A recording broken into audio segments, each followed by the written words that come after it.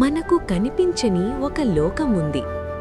మన శబ్దాలకు వినిపించని ఒక రాజ్యముంది. మన ఊహలకు అందని కాని మన జీవితాలకు చాలా దగ్గరైన ఒక ప్రపంచముంది.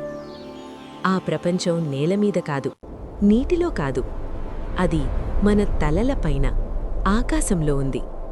చెట్ల కొమ్మల మీద, మేఘాల మధ్య, సూర్యుడి మొదటి కాంతి తాకే చోట అక్కడ ఉంది పక్షుల రాజ్యం. అక్కడ పక్షులు కేవలం రెక్కలతో ఎగరవు, ఆలోచనలతో ఎగురుతాయి, భయాలతో పడిపోతాయి, గర్వంతో పైకి లేచిపోతాయి.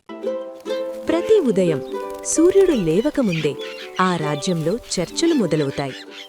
ఎవరు ఎక్కడ ఎగరాలి, ఎవరు ఎక్కడ గూడు కట్టాలి, ఎవరు ఎవర్ని నమ్మాలి, అన్నీ ఆకాశంలోనే నిర్ణయించబడతాయి.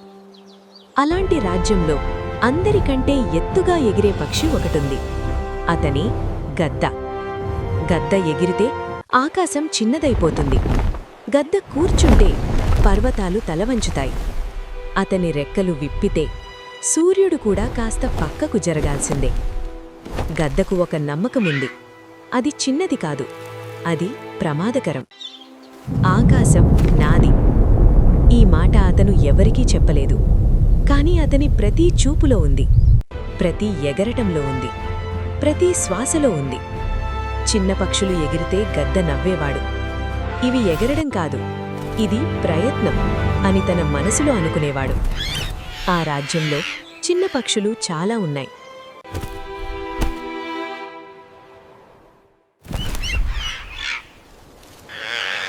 వాటిలో ఒకటి అందరికీ కనిపించని పక్షి. పేరు చిట్టిపిట్ట. ఆమె రెక్కలు చిన్నవి, గాలికి తేలిపోతాయి, వానకి తడిసిపోతాయి.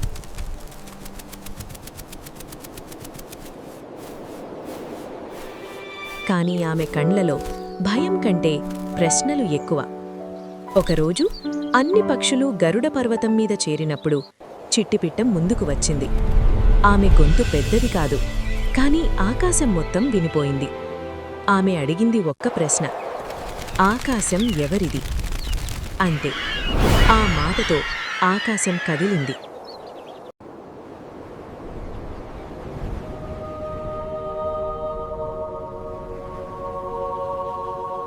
గాలి ఆగిపోయింది. పక్షుల రెక్కలు స్తంభించిపోయాయి. గద్ద చూశాడు. మొదటిసారి క్రిందికి చూశాడు, చిన్న పిట్టని. అతని మనసులో కోపం రాలేదు, భయం వచ్చింది. ఎందుకంటే ప్రశ్నలు రెక్కల కన్నా ప్రమాదకరమైనవి.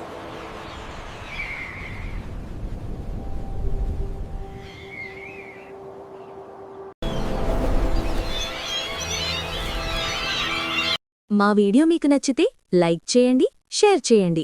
ఒకరోజు అమ్మమ్మ తాతయ్య చెప్పిన కథలు ఛానల్ని సబ్స్క్రైబ్ చేయండి.